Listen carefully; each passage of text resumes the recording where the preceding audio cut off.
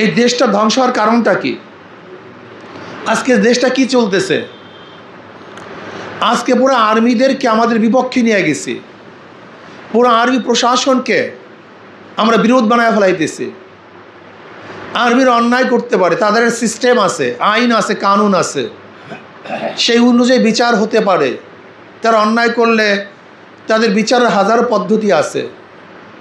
কিন্তু আজকে রাষ্ট্রের একটা অংশ আর্মি প্রশাসন, এই আর্মি প্রশাসনকে কেন ধ্বংস করতেছি? তাদের বিরুদ্ধে অহরহ বলতেছি। আর্মির চিফকে আমার পছন্দ হয় না, সেটা বলার জায়গা আছে, কিন্তু পাবলিক প্লেসে যদি এত আমি তাদের ব্যাপারে কুৎসা রটনা করি, এটিকে আমাদের জন্য ঠিক হবে?